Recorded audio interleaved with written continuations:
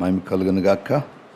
ఉదయకాలం మీ మధ్యకు రావడానికి దేవుడు ఇచ్చినటువంటి సమయాన్ని బట్టి దేవుని మనసారా స్తుతిస్తున్నాం. ఉదయకాలం 80వ స్వాతంత్ర దినోత్సవం జరుపుకున్నాం నిన్న కదా. ఎంతమంది ఫ్లాగ్ ముందు నిలబడి ఫ్లాగ్ సెల్యూట్ చేశారు? కొంతమంది, సగం మంది. మిగిలిన వాళ్ళు ఆఫీసెస్కి వెళ్ళేవాళ్ళు, లేకపోతే ఇంట్లో ఉండి కూడా స్టేట్ సెలబ్రేషన్ ఉంది, సెంట్రల్ సెలబ్రేషన్ ఉంది, ఏదో ఒక టైంలో ఏదో ఒకటి జాయిన్ అయ్యి ఫ్లాగ్ సెల్యూట్ చేయాలి, జెండగానే మనం పాడాలి.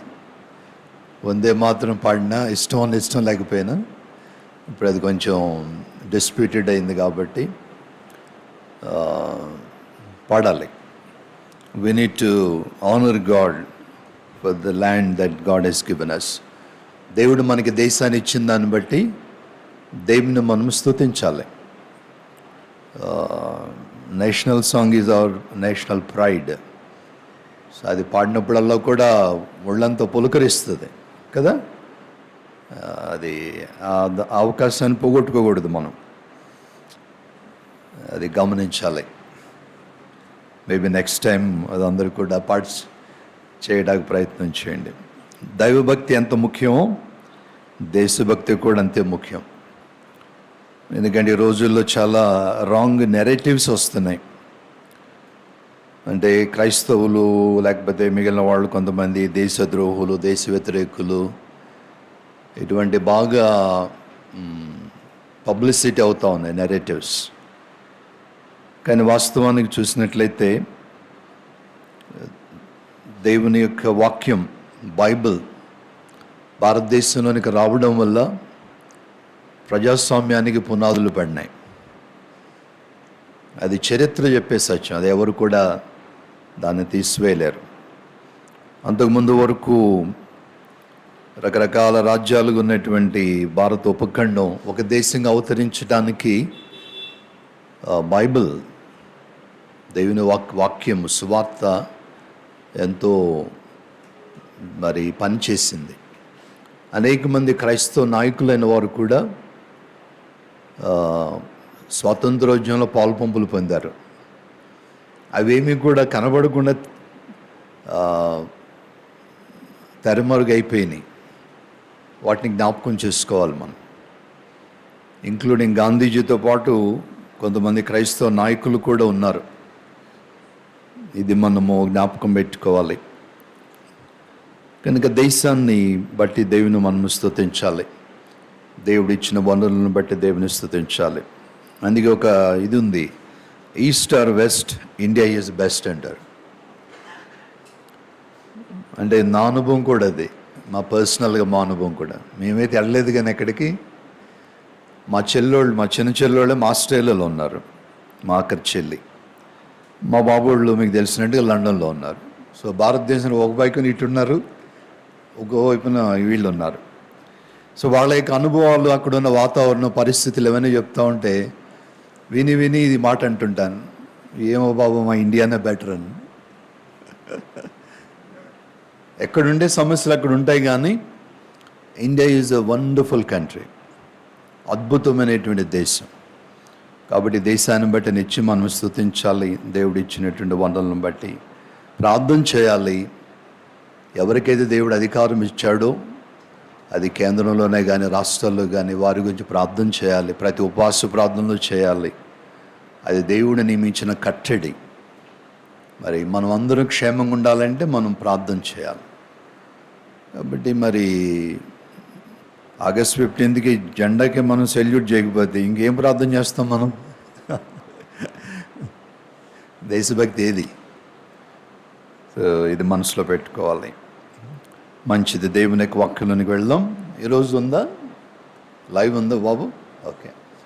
విలువైన విశ్వాసం, ఇది చాలా అంటే బలంగా నన్ను ఈ వారంలో తాకినటువంటి ఒక అమూల్యమైనటువంటి సత్యం. విశ్వాసం గురించి పదే మనం చదువుతూ ఉంటాం, వింటూ ఉంటాం. మనం బిలీవర్స్ అని చెప్పుకుంటాం మనం కదండి. ఈ విశ్వాసులు అనే మాట పదే పదే మన నోటి వస్తూ ఉంటుంది. అనేక విషయాలు కూడా మనకు తెలుసు. అయితే ఇదను కొంచెం లోతుగా విశ్వాసానికి సంబంధించి ధ్యానం చేద్దాం. ఆల్రెడీ వాక్యం చదివారు కాబట్టి సమూయేలు 2వ గ్రంథము 24వ అధ్యాయము. సమూయేలు 2వ గ్రంథం 24వ అధ్యాయము 10 నుంచి 17 వరకు చదివారు కదా, అంతే కదండి. ఓకే. అయితే ఇక్కడ ఒక మాట మరొకసారి నేను చదువుతున్నాను. 14వ వచనము. అందుకు దావీదు, నాకేమీయో తోచుకున్నది, గొప్ప చిక్కులలో ఉన్నాను. యెహోవా బహు వాత్సల్యత గలవాడు గనుక మనుష్యుని చేతుల్లో పడకుండా యెహోవా చేతిలోనే పడుదుముగాక అని గాదుతో అనెను. ఇక్కడ దావీదు తన జీవితంలోది చివరి ఘట్టంలో ఉన్నాడు. ఇది అయిపోయిన తర్వాత మీరు రాజులు 1వ గ్రంథం 1వ అధ్యాయం 1వ వచనంలో చూస్తే ఒక మాట ఉంటుంది. అక్కడ రాజు అయిన దావీదు బహు వృద్ధుడు కాగా అనే మాట ఉంటుంది. ఈ దావీదు యొక్క జీవితంలో చాలా అప్స్ అండ్ డౌన్స్ ఉన్నాయి. అంటే గ్రాఫ్ మనం చూసుకుంటే చదువుకునే పిల్లలు చూస్తారు, గ్రాఫ్ గీస్తారు కదా. ఈ గ్రాఫ్స్ మరి కింద మొదలైన ఇట్లా పైకి వెళ్ళి కిందకు వచ్చి ఇట్లా కర్వీగా ఉంటుంది అన్నమాట. దావీదు జీవితం ఇలా స్టీప్గా పైకి వెళ్ళలేదు, లేకపోతే స్టీప్గా కిందకు కూడా రాలేదు. కానీ మధ్యలో కర్వ్స్ ఉన్నాయి. అంటే ఎత్తులు పల్లాలు చాలా ఉన్నాయి. దానికి చక్కని ఉదాహరణ గాఢాంధకారపు లోయలో నేను సంచరించినను అంటాడు. సో ఆ అనుభవాలు దావీదు తన జీవితంలో ఎన్నో వాటి గుండా ప్రయాణం చేశాడు. కానీ చేసే క్రమంలో చేస్తూ తను ఆత్మీయముగా ఔన్నత్యంలోనికి వెళ్ళాడు, ఉన్నత స్థితిలోనికి వెళ్ళాడు, దేవుని స్వరూపంలోనికి వెళ్ళాడు. ఎంతగా వెళ్ళాడంటే యేసుప్రభు పుట్టినప్పుడు ఆయన దావీదు కుమారుడా అని పిలిపించుకున్నాడు. అబ్రాము కుమారుడు అనిపించుకోలేదు, లేకపోతే యోబు కుమారుడు అనిపించుకోలేదు. దావీదు కుమారుడా అని కేకవేగానే ఆగి దావీదుకి నాకు సంబంధం ఏంటి అనలేదు ప్రభు. సో దావీదుని దేవుడు ఎంతో ప్రేమించాడు. అటువంటి దావీదు తన చివరి ఘట్టం ఇక్కడ మనకు కనబడుతుంది తన జీవితంలో. అక్కడ దావీదుకి జనసంఖ్య చూడాలి అంటే నా దేశంలో ఎంతమంది ఉన్నారు నేను లెక్క పెట్టాలి. సెన్సస్ అంటాం కదా, సెన్సస్ చేయాలనేటువంటి ఆలోచన వచ్చింది. అయితే అది దేవునికి అయిష్టమైంది. అంటే ఎందుకు జనసంఖ్య అనేది that itself may not be wrong. జనసంఖ్య తెలుసుకోవడం అనేది తప్పేమి కాదు. కానీ దాని వెనుక ఎక్కడో దావీదులో దేవునికి అయిష్టమైన ఆలోచన ఉందన్నమాట. మరి అదే జనసంఖ్య రాసినప్పుడే కదా యేసుప్రభు పుట్టింది సీజర్ కాలంలో, అవునా కాదా? అవును కదా. సీజర్ కాలంలో జనసంఖ్య కైసర్ ఔగుస్తు వలన అనే మాట చదువుతాం కదా మనం. ఆ జనసంఖ్య ఉంది కాబట్టి వీళ్ళు బెత్లెహేముకి వెళ్ళారు. అక్కడ జనసంఖ్యను వాడుకున్నాడు దేవుడు. కానీ ఇక్కడ జనసంఖ్య దావీదు చేయదలిచింది, దావీదు మీదకి దేవుని కోపము రగులుకునే పరిస్థితి వచ్చిందనమాట. కాబట్టి మంచి పని చెడు పని రెండు ఉన్నాయి. సామాన్యంగా మనం దేవుని బిడ్డలం కాబట్టి మంచిని ఎంచుకుంటాం మనం. కానీ ఎంచుకునే మంచి వెనుక కూడా నీ ఉద్దేశం ఏమైందో దేవుడు చూస్తాడు. That's very important. ఇల్లు కట్టుకోవాలనుకున్న మంచిదే, కానీ ఇల్లు కట్టుకోవడంలో నీ ఉద్దేశం ఏంటి అనుకుందాం. ఉదాహరణకి ఇల్లు కట్టుకోవడం తప్పేం కాదు, నీకున్న స్తోమత మీద కట్టుకోవడం తప్పేమి కాదు. లేకపోతే ఇప్పుడు ఉన్నటువంటి ఏమనాలి జీవన శైలి ప్రకారం లోన్ తెచ్చి కట్టుకోవడం కూడా తప్పు కాదు అని అంటున్నారు అంతే అనేక మంది. కానీ జాగ్రత్తగా చూస్తే ఉన్నదానిలో బ్రతకడం అనేది దేవుని వాక్యం నేర్పిస్తూ ఉంది. ఏదైనప్పటికీ కూడా ఎందుకు కట్టాలనుకుంటున్నావు? నీ పక్కవాడు, నీకు అయిష్టమైన వాడు బాగా కట్టుకున్నాడు ఇల్లు, వాడికన్నా ఒక మెట్టు ఎక్కువ నేను కట్టాలని అనుకుంటే అది సమస్య అయిపోతుంది. అది దేవునికి ఇష్టం ఉండదు. అది అంటే నీకు ప్రేరణ ఏంటంటే గర్వం, అసూయ, ద్వేషం. కనుక మంచి చేయొచ్చు, కానీ మంచి వెనుక ఉద్దేశం అనేది చాలా ప్రాముఖ్యం. సమస్య ఏంటంటే దేవుడు ఆ ఉద్దేశాలను చూస్తాడు ఫస్ట్. సేవ చేయడం మంచిదే, కానీ ఏ ఉద్దేశంతో చేస్తున్నారో దేవుడు చూస్తాడు. అది పైకి కనపడదు మనకి, అంటే కనపడుద్ది. అన్నం ఉడికిందా లేదా చేయాలంటే ఒక మెతుకు పట్టుకుంటే అర్థమైపోద్ది. జాగ్రత్తగా చూస్తే కనపడుతుంది వాళ్ళ ఉద్దేశాలు. కనుక ఇక్కడ జనసంఖ్య రాయడం తప్పు కాదు, కానీ దాని వెనుక దావీదు ఉద్దేశము దేవునికి నచ్చలేదు. అందువల్ల దేవుని కోపం రగులుకుంది. అయితే బ్యూటీ ఏంటంటే, దావీదుకున్న గొప్ప లక్షణం ఏంటంటే, అది దావీదు సెన్స్ చేశాడు. నేను చేసిన పని దేవునికి ఎక్కడో అయిష్టమైంది అన్నది సెన్స్ చేశాడు. అది ఎవరు చేయగలరంటే దేవునితో సహవాసం ఉన్నవాళ్ళు చేయగలరు. పరిశుద్ధాత్మ దేవుని నడిపింపులో ఎప్పుడు ఉండేవాళ్ళు తప్పు చేయరంటే చేస్తారు. నేను ఇక్కడ నిలబడి వాక్యం చెప్తున్నాను, కానీ నేను కూడా తప్పు చేయొచ్చు, చేస్తాను. కానీ పరిశుద్ధాత్మ దేవుడు ఏం చేస్తాడు? గద్దిస్తాడు. నువ్వు తప్పు మాట్లాడావు, తప్పు ఆలోచన చేశావు, నీ ఉద్దేశం పలానా దాని విషయంలో తప్పు ఉంది అని పరిశుద్ధాత్మ దేవుడు మాట్లాడతాడు. మాట్లాడినప్పుడు దావీదు ఏం చేశాడు? అక్కడ మాట ఉండదు, 10వ వచనం, జనసంఖ్య చూచినందుకై దావీదు మనసు కొట్టుకొన్నది. చాలా very strange word is used in Telugu. అంటే దావీదు మనసు నొచ్చుకుందనమాట. అరే నేను దేవునికి అయిష్టమని చేశానే అనుకొని అది తను ఒక కన్ఫెషన్లోకి నడిపించింది. నేను చేసిన పని వలన గొప్ప పాపము కట్టుకొంటిని, నేను ఎంతో అవివేకనై దానిని చేసి తిని. కన్ఫెషన్. వాస్తవానికి దావీదు మహాఘోరమైనటువంటి పాపాలు చేశాడు, చాలా ఘోరమైన పాపాలు చేశాడు, భయంకరమైన పాపం చేశాడు. కానీ ప్రవక్త నాతాను వచ్చి చాలా తెలివిగా, అంటే ముఖం మీద బాప్తిస్మమిచ్చి యోహానులాగా ముఖం మీదకి వెళ్ళి నువ్వు తప్పు చేసావు అనుకుండా హేరోదుని అన్నట్టు చక్కగా ఒక కథ చెప్పి, ఆ కథలో అలా చేసిన వాడిని ఏం చేయాలంటే వాడిని చంపాలని అంటాడు.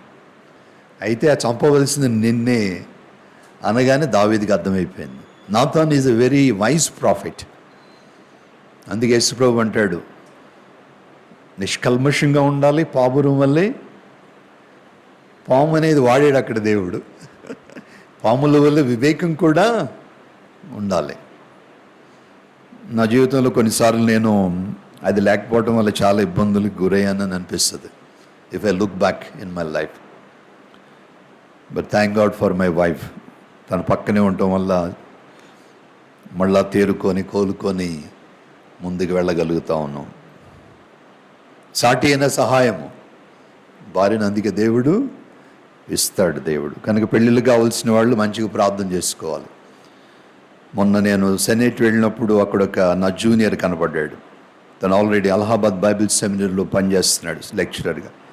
పెళ్ళి అయిందంటే అవ్వలేదన్నాడు. అవును, అవ్వలేదా? జాగ్రత్తగా పెళ్లి చేసుకో అని చెప్పి, బాగా ప్రార్థన చేయి, జ్ఞానము కలిగిన స్త్రీ కావాలని ప్రార్థన చేయి, ప్రార్థనాపరురాలని స్త్రీ కావాలని ప్రార్థన చేయి. ఈ రెండు ఉంటే కనుక స్త్రీలో ఆ ఇల్లు కట్టబడుతుంది. చాలా ప్రాముఖ్యం అన్నమాట. జ్ఞానము, ప్రార్థన, ఈ చాలా ప్రాముఖ్యం అన్నమాట. కనుక దావీదు అంత భయంకరమైన పాపం చేసినప్పటికి కూడా దేవుడి క్షమి. ఇక్కడ కూడా ఎప్పుడైతే తన మనసు కొట్టుకుందంట, అంటే దావీదు మనస్సు చాలా టెండర్గా ఉంది. David has a tender heart, మృదువైన హృదయం ఉంది. సౌలు వస్త్రపు చెంగును కోసినప్పుడు కూడా తన మనసు నొచ్చుకుంది దావీదుకి. చంపే అవకాశం ఉంది, కానీ ఆ వస్త్రపు చెంగు కోసి వచ్చాడు. కానీ అందుకే దావీదు మనసు నొచ్చుకుందంట. అంత సెన్సిటివ్గా మనం ఉంటున్నామా? నీ భార్య విషయంలో, నీ భర్త విషయంలో, నీ పిల్లల విషయంలో, నీ పక్క వారి విషయంలో, ఇరుగు పొరుగు వారి విషయంలో, జంతువులు, ప్రాణులు ఉంటాయి వాటి విషయంలో, సృష్టి విషయంలో. పిల్లలు చిన్నప్పుడు వెళ్తా ఆకులు తుంపేస్తారు, కొమ్మలు కొట్టేస్తారు. నేను అలా బాగా చేసేవాడిని చిన్నప్పుడు. సో మా ఇంట్లో నేర్పేవాడు అలా చేయకూడదని. నేర్పుతున్నామా మన పిల్లలకి? చెట్లు పాడు చేయకూడదు, కొమ్మలు దుంపకూడదు, నీళ్లు పోయాలి, నేర్పుతున్నామా? Are we sensitive to others? Are you sensitive to the creation around you? నీ చుట్టూ ఉన్నటువంటి సృష్టికి నీవు అటువంటి మెత్తని హృదయం కలిగి ఉంటున్నావా? దావీదుకి అది ఉన్నదన్నమాట. అందువల్ల నేను అవివేకంగా పనిచేశాను అనుకొని అప్పుడు ఒక మాట అంటున్నాడు, యెహోవా కరుణయుంచి నీ దాసుడనైన నా దోషమును పరిహరింపుమని యెహోవాతో మనవి చేశాడు, దేవునికి మనవి చేశాడు. దావీదులో ఉన్న బ్యూటీ అదే అన్నమాట. తప్పు జరిగినా వెంటనే మనసులో గాయం పొంది దేవుని దగ్గరికి వెళ్ళి మనసారా క్షమాపణ అడుగుతూ ఉన్నాడు. ఎంత అద్భుతం కదా! ఇక ఉదయాన్నే వెంటనే వచ్చేస్తుంది వాక్యం, దేవుని యొక్క జవాబు. ఎందుకంటే David is so close to God. దేవునికి చాలా దగ్గరైనటువంటి వాడు. అందుకే నా హృదయానుసారుడని అన్నాడు కదా దేవుడు.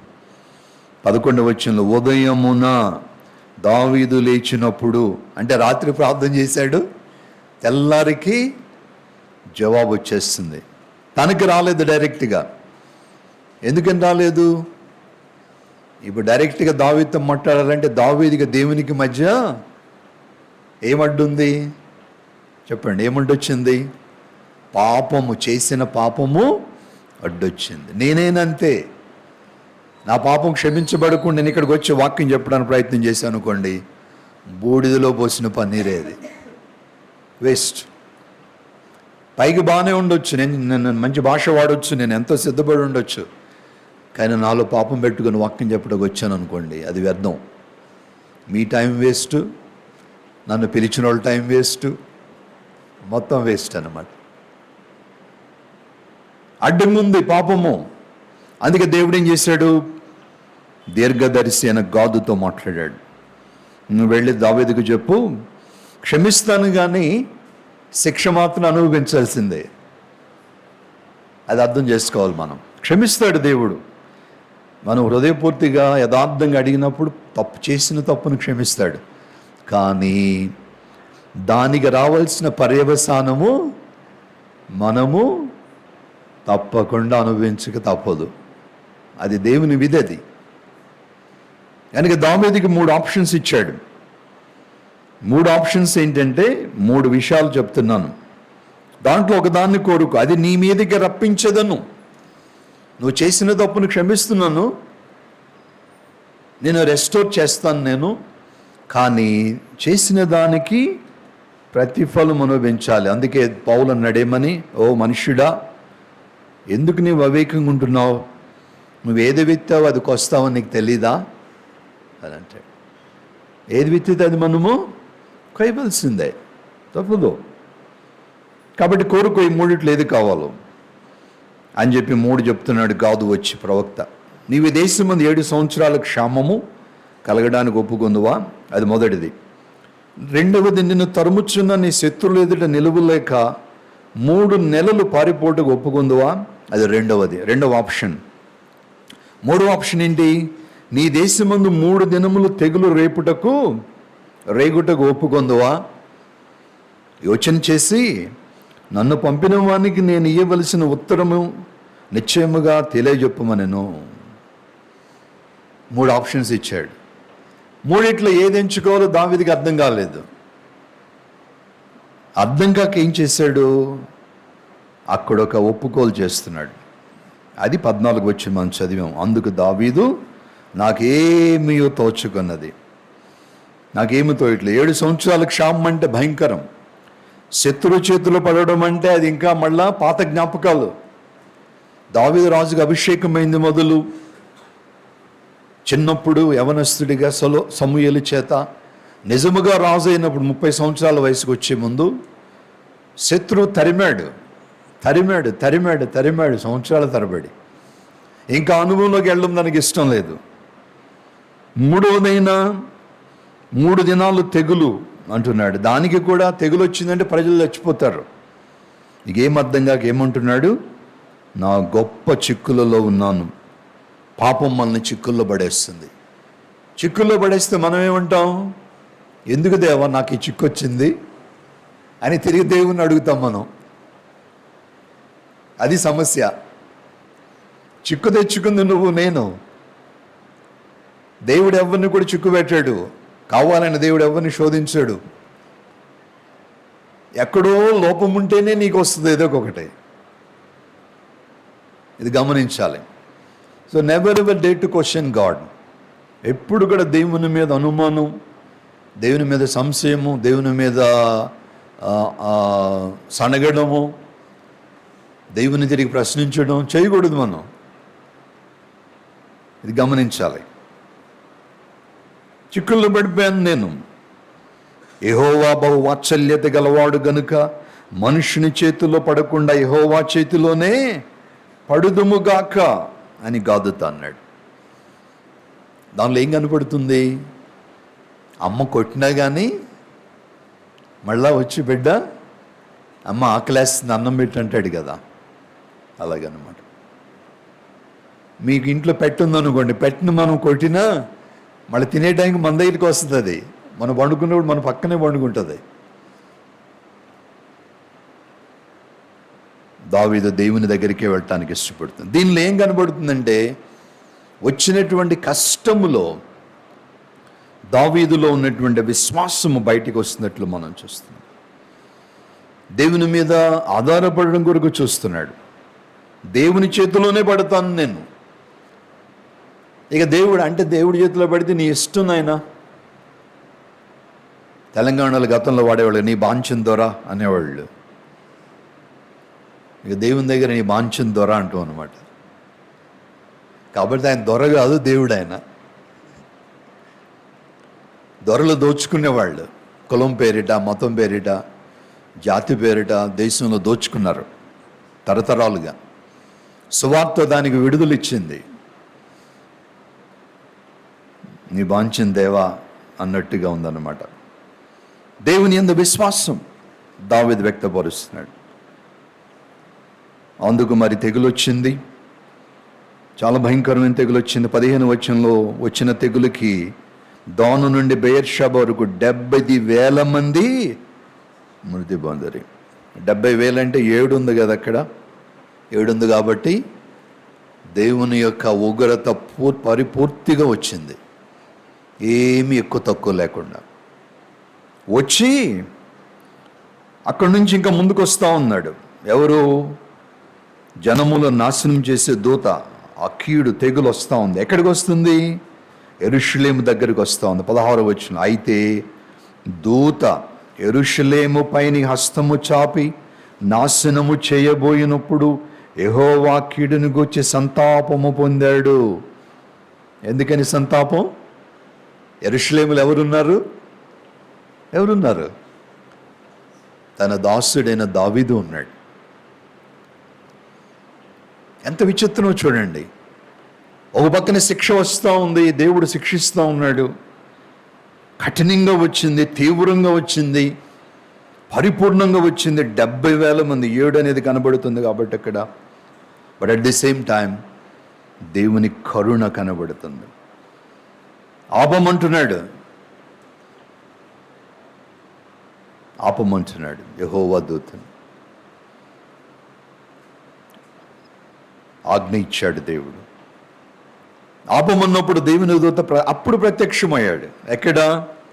16వ వచనం 2వ భాగంలో ఇటువైపు కనబడి, యెహోవా దూత యెబూసీయుడైన అరౌనా యొక్క కళ్ళము దగ్గర ఉండగా ఆ వచ్చిన దేవుని దూత అక్కడికి ఉన్నాడు. 17వ వచనం, దావీదు జనులను నాశనము చేసిన దూతను కనుగొన్నాడు. దావీదుకి ఎలా తెలిసినది ఇక్కడ లేదు, మనకి తెలియదు మనకి. కానీ అక్కడికి వెళ్ళాడు దావీదు. విచిత్రంగా ఉంది. ఆ దూతను కనుగొన్నాడు. కనుగొని యెహోవాకి ఇలాగ ప్రార్థన చేశాడు, చిత్తగించుము, పాపం చేసిన వాడును నేనే, దుర్మార్గముగా ప్రవర్తించిన వాడును నేనే, గొర్రెల వంటి వీరేమి చేసిరి, నన్నును నా తండ్రి ఇంటి వారిని శిక్షించమని దేవునికి ప్రార్థన చేశాడు. ఎంత అద్భుతమైన ప్రార్థన చూడండి.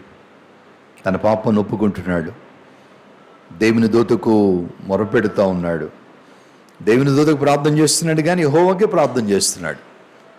అందుకని థియలాజికల్ లాంగ్వేజ్లో దీన్ని ఏమంటారంటే థియోఫనీ అంటారు. థియోఫనీ అంటే దేవుడే దిగి వచ్చాడు దూత రూపంలో. కాబట్టి దాన్ని చాలామంది ఏమంటారంటే యేసు ప్రభువే అంటారన్నమాట. యేసు ప్రభువే వచ్చాడు. ఎక్కడెక్కడైతే దేవదూతగా వచ్చి దేవునికే ప్రార్థన చేస్తున్నట్టు ఎక్కడెక్కడైతే ఉందో అవంతా కూడా దేవుడు దిగి వచ్చినట్టు అన్నమాట. థియోఫనీ అంటారు దాన్ని. అబ్రాహాము కూడా అంతే, రావడానికి 3 మనుషులు వచ్చినట్టు ఉంటుంది, కానీ అబ్రాహాము ఎలా ప్రార్థన చేస్తాడు? దేవా దేవా అని దేవుణ్ణి సంబోధిస్తున్నాడు. That means God himself he's come down. దేవుడి దిగి వచ్చాడు. అద్భుతం అన్నమాట. అది దావీదు యొక్క ఇంటెగ్రిటీ, దావీదులో ఉన్నటువంటి యథార్థత. అది ఆ తర్వాత గాదు ప్రవక్త చెప్తాడు, నువ్వు వెళ్ళి బలిపీఠం కట్టి దేవునికి బలి అర్పించమని. బలులు అర్పించి దేవుని స్తుతించాడు. అలా విజ్ఞాపనలు చేయగా 25వ వచనము, దావీదు యెహోవా నామమునకు బలిపీఠము కట్టించి దహన బలులు సమాధాన బలులు అర్పించెను. యెహోవా దేశము కొరకు చేయబడిన విజ్ఞాపనలకు ఆలకింపగా ఆ తెగులు ఆగి ఇశ్రాయేలును విడిచిపోయాను. దహన బలులు సమాధాన బలు. దహన బలేమో పాపానికి మరి ప్రాయశ్చిత్తముగా దహన బలి. సమాధాన బలేమో తిరిగి దేవునితో సమాధాన బంధం ఏర్పాటు చేసుకోవడానికి. ఎందుకని? దావీదు చేసిన పాపం వల్ల దావీదుకి దేవునికి మధ్య సంబంధము తెగిపోయింది. అందుకే గాదు ప్రవక్త మధ్యలో ఇంటర్వ్యూన్ అయ్యి మధ్యలో వచ్చి దేవుని సందేశం తీసుకొని రావాల్సి వచ్చింది. ఇది ఒక మూల వాక్యం అన్నమాట. దీన్ని ఆధారంగా చేసుకుని మనము ఒక 3 విషయాలు ధ్యానం చేసుకుందాం. విశ్వాసము, దేవుని ఏళ్ల విశ్వాసము, దేవుని మీద నమ్మకం. ఏది ఏమైనా నిన్న రిబ్కా వాళ్ళ నాన్న, రిబ్కా గురించి ప్రార్థన చేస్తున్నాం కదా, అంటే మనం వాళ్ళ నాన్న కుమారు ఇంటికి వచ్చాడు, నేనే రమ్మన్నాను. రిబ్కా పరిస్థితి చాలా దయనీయంగా ఉందన్నమాట. Blood transplantation, bone marrow transplantation జరుగుతూ ఉంది పిల్లకి. ఇప్పుడు తను ఐసోలేషన్లో ఉందన్నమాట. కరోనా టైంలో మనము క్వారంటైన్లో ఉన్నాం కదా, ఈ రిబ్కాని వాళ్ళ అమ్మని, వాళ్ళిద్దరిని కూడా క్వారంటైన్లో పెట్టారు. అంటే ఆ పిల్ల దగ్గరికి వాళ్ళ అమ్మ మాత్రమే వెళ్తుంది అప్పుడప్పుడు. అయితే వాళ్ళ అమ్మ కూడా సపరేట్ వేరే రూమ్ ఇచ్చారు. వాళ్ళ అమ్మ కూడా అక్కడే ఉండాలి. ఎన్ని దినాలో తెలీదు. వాస్తవానికి ఈరోజు నిన్న డిశ్చార్జ్ చేస్తామన్నారంట, కానీ ఆల్ ఆఫ్ ఎ సడన్ ఏమైందంటే నోటి నిండా పొక్కులు వచ్చేసినాయి. పొక్కులు వచ్చేసి అది లోపల దాకా వచ్చి అసలు మామూలుగా ఏమీ లేకపోయినా ఇలా మింగే పరిస్థితి కూడా లేని పరిస్థితి, ఏమీ తీసుకోలేకపోతుందంట. దారుణమైన పరిస్థితి. ఇక ఆ పిల్ల, అమ్మ నన్ను వదిలేసి మీరు వెళ్ళిపోండి, నా సంగతి వదిలేయండి, నేను చనిపోతాను నేను అని అంటా ఉన్నది. చాలా దారుణం. కనుక ఆ పిల్ల అబ్బాయి వచ్చి ఏడుస్తూ ఉన్నాడు. నాకు చాలా బాధగా ఉంది. అయ్యో ఏంటి ప్రభు ఎలా అయిపోతుంది పరిస్థితి. ట్రీట్మెంట్, మంచి ట్రీట్మెంట్ ఇస్తున్నారు. అదే ట్రీట్మెంటు తీసుకువెళ్ళి బయట ఇవ్వాలంటే లెట్సే అదేం క్యాన్సర్ హాస్పిటల్ ఉంది జూబ్లీ అండి, జూబ్లీహిల్స్లో ఎన్టీఆర్ బసవతారకంలో అడిగి వస్తే 70 లక్షలు అన్నారంట. ఈ అమ్మాయికి చేస్తున్న ప్రాసెస్ ఇదంతా కలిపితే 70 లక్షలు అవుద్దన్నారంట. నేనన్నాను, చూడు నాయనా, మరి 70 లక్షలు మనం పెట్టుకోగలమా? 70 కాదు 7 లక్షలని పెట్టుకోగలమా మనం? అటువంటి పరిస్థితి లేదు మనకి. కానీ దేవుడు అద్భుతంగా సహాయం చేస్తున్నాడు. కాబట్టి దేవుని మీద భారం వేయండి. అంతకుమించి మనం ఏం చేయలేం. మనం దేవుని మీద భారం వేద్దాం, దేవుడే సహాయం చేస్తాడు అని చెప్పి అతన్ని ఓదార్చి కొంచెం బలపరిచి ప్రార్థన చేసి పంపించాను. కనుక రిబ్కా గురించి ప్రార్థన చేయండి దయచేసి, ఇంకా కొంచెం భారంగా ప్రార్థన చేయండి దయచేసి. లూదియా వాళ్ళ అమ్మ పేరు, లూదియా కుమారు చాలా తల్లడిల్లిపోతున్నారు. ఫోన్ చేస్తే పాపం ఏడవడమే. కుమారు వీళ్ళ నాన్న చక్కగా ఉంటాడు, పెద్ద రంగే ఉన్నాడు కానీ చక్కగా ఉంటాడు, మంచి ఫీచర్స్. నిన్న అబ్బాయి వస్తే పిచ్చోడ్లాగా ఉన్నాడు లిటరల్గా. చాలా గుండె తరుక్కుపోయింది అనమాట నాకు. అయ్యో ఇట్లా అయిపోతున్నారు పిల్లలు అని. దావీదు అది చేశాడు, దేవా నీ చేతుల్లో పెట్టుకుంటున్నావు, ఎందుకంటే నువ్వు బహు వాత్సల్యత కలిగిన వాడు. కనుక ఇక్కడ మనకు కనబడుతుంది ఏంటంటే విశ్వాసం అనేది చాలా విలువైనది. అందుకే మనము ఈ టైటిల్ పెట్టుకున్నాం, విలువైన విశ్వాసం. విశ్వాసం అంటే అంత తేలికైంది కాదు. It is so precious, it is so costly, it is so very difficult to trust God. కఠినమైన పరిస్థితుల్లో దేవుని నమ్మడం చాలా కష్టం.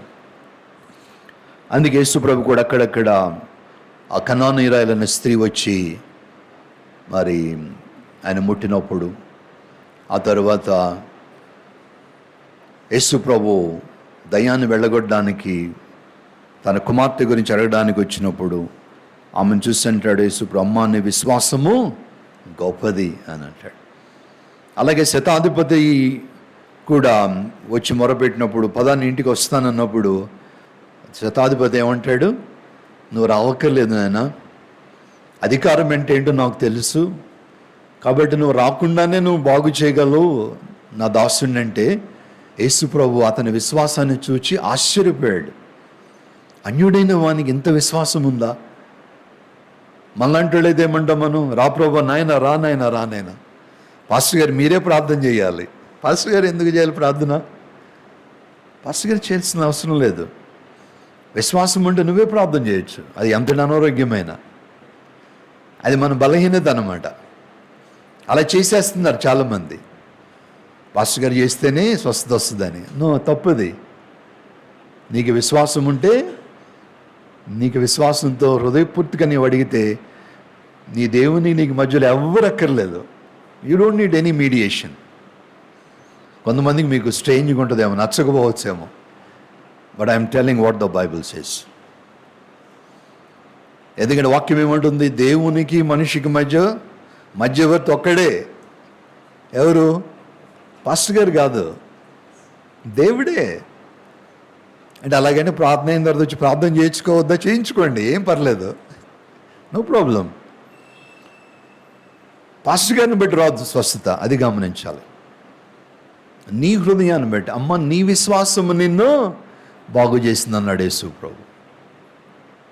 కనుక విశ్వాసులు ఉన్నటువంటి కోణాలు మనం అర్థం చేసుకోవాలి. పాల్ యాంగిచ్ అని 4వ కోణం అని రాశాడు. అది కొంచెం దుర్బోధలోనికి వెళ్ళిపోయింది. 4th డైమెన్షన్ అని రాశాడు. అదేంటంటే దేవుణ్ణి కట్టిబెట్టేసినట్టు ఉంటుంది అనమాట. అంత మంచిగా అనిపించలేదు నాకు. అది ఎప్పుడో చదివాను నేను, ఇంటర్మీడియట్ ఏజ్లోనే చదివాను నేను అది. But that's not a good thing I think. Correct చదివారు ఎవరైనా మీరు 4వ కోణం అని? పాల్ యాంగిచ్ అని Korean pastor, the world biggest church during that time. ఆ పాస్టర్ అనమాట. ఆయన రాశాడు విశ్వాసం గురించి 4వ కోణం అని, 4th డైమెన్షన్ రాశాడు. అండ్ సింపుల్గా చెప్పాలంటే, నీవు గనక ఇది కావాలనుకోండి, నీకు పోడియం కావాలనుకోండి, పోడియము నువ్వు అన్ని డైమెన్షన్స్ మొత్తం అన్నీ రాసేసి దేవుని దగ్గర పెడితే దేవుడు నీకు ఇచ్చేస్తాడు. అట్లాగనమాట. నీ కారు కావాలనుకోండి, నాకు కారు కావాలని అడగొద్దు. స్పెసిఫిక్గా ఏ కారు కావాలి, ఏ మోడల్ కావాలి, ఎంత సీసీ కావాలి అన్నీ రాసి ప్రార్థనలో పెడతా, అప్పుడు దేవుడు ఇస్తాడు. అది ఆయన ఫిలాసఫీ. అది కొంచెం మరీ ఎక్స్ట్రీమ్గా అనిపిస్తూ ఉంది. ఓకే, ఎక్స్ట్రీమిటీ అన్నమాట. దావీదు అలా చేయట్లేదు. అయ్యా నాకు ఏం తెలియదు నాయనా, నన్ను నీ చేతిలో పడేసుకుంటున్నాను, నీ ఇష్టం, నువ్వేం చేస్తావు అని అంటున్నాడు. మరి యేసు ప్రభు ఇలాగ కొంతమందిని విశ్వాసాన్ని మెచ్చుకున్నాడు. కానీ శిష్యులను చూసి ఏమన్నాడు? అయ్యో మీకు ఎందుకు ఇంత అల్ప విశ్వాసము అని వారిని గద్దించాడు. అవునా కదా? గతించాడు. కనుక విశ్వాసము కలిగి ఉండడం అనేది అంత తేలికైన విషయం కాదు అనేది మనము గమనించాలి. ఇది చాలా ప్రాముఖ్యం. ఎందుకంటే ప్రకటన గ్రంథంలోనికి వెళ్తే విశ్వాస ప్రాధాన్యత కనపడుతుంది.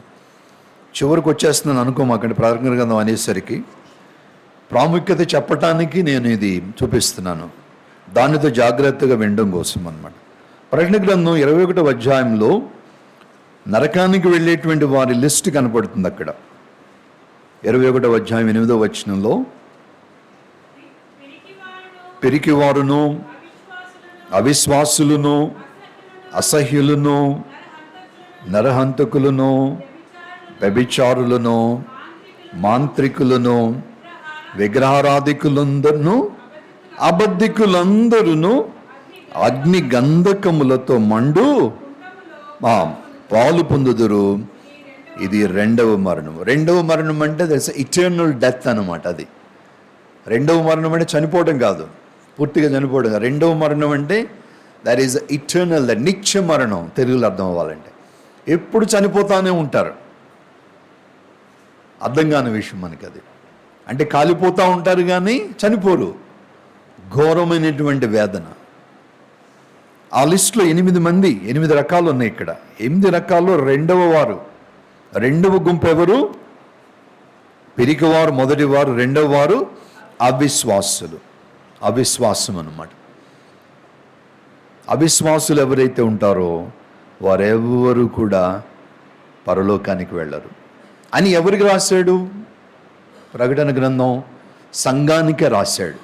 కాబట్టి సంఘంలో కూడా విశ్వాసులు ఉంటారు, అవిశ్వాసులు కూడా ఉంటారు. అయితే ఇక్కడ ఉన్న వారిలో నా యొక్క ఆశ ఏంటంటే అవిశ్వాసులు ఎవరు ఉండకూడదు అన్నది నా ఆశ.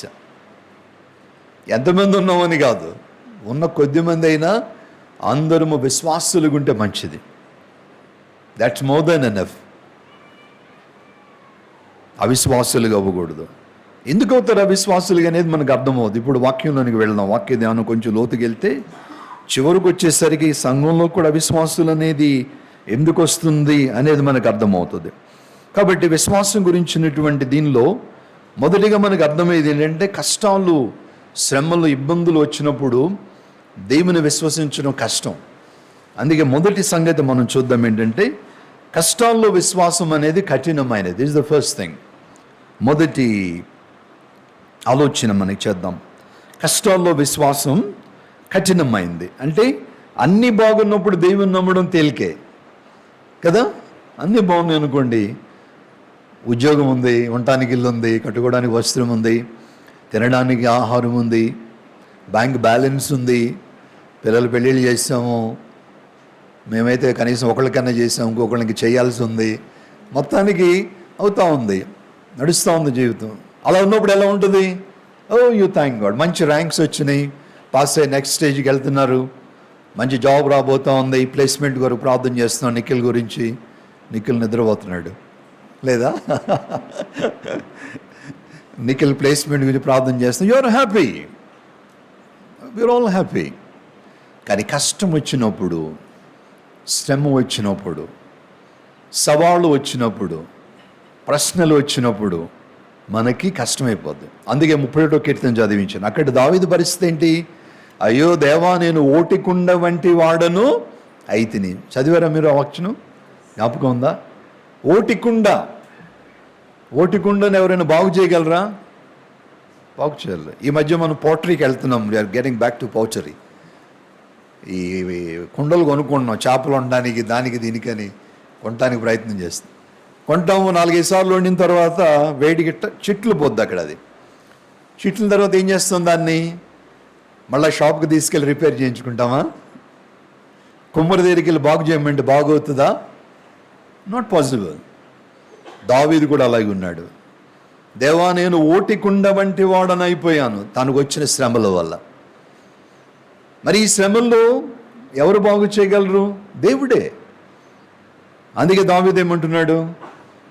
ఏమన్నాడు దావీదు అక్కడ 31వ కీర్తన 14 వచ్చిన అనుకోండి, అది మూలవాక్యం. అది 31 12 31 31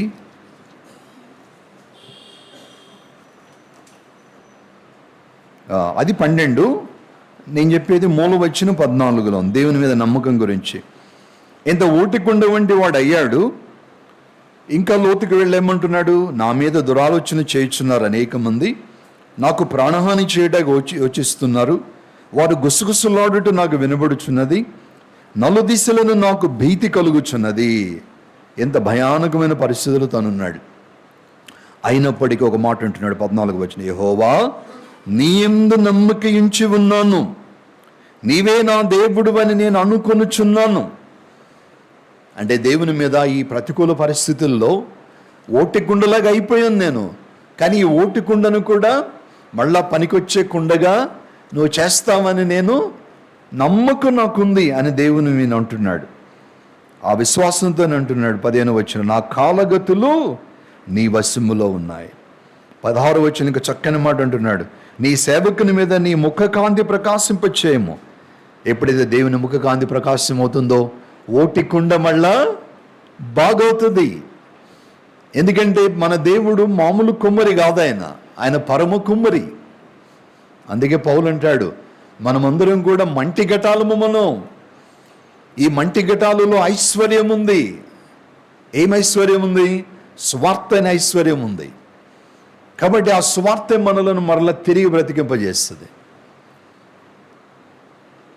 దేవాని ముఖకాంతి నా మీద ప్రకాశింపచేయమని ప్రార్థన చేశాడు. దేవుని మీద నమ్మకం అన్నమాట, విశ్వాసం.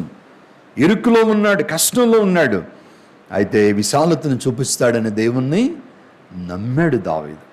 కనుక కష్టాల్లో విశ్వాసం అనేటువంటిది చాలా కఠినమైనదని జ్ఞాపకం చేసుకుంది. కఠినమైనది అనే దానికి ఇంకా లోతులోనికి మిమ్మల్ని తీసుకెళ్ళాలి నేను. ఎందుకు కఠినమైనదంటే, కొన్నిసార్లు మనం దేని మీద ఆధారపడుతుంటాం, కానీ కొన్నిసార్లు ఏమవుద్దంటే ఆ నమ్మకం నిలబడదు, ఆ నమ్మకం బీటలు బారుతుంది, ఆ నమ్మకము సన్నగిల్లుతుంది. దానికి చక్కని ఉదాహరణ యోబు. 13వ అధ్యాయం 15వ వచనం చూడండి. యోబు గ్రంథం 13వ అధ్యాయము 15వ వచనంలో యోబు ఇలా అంటున్నాడు,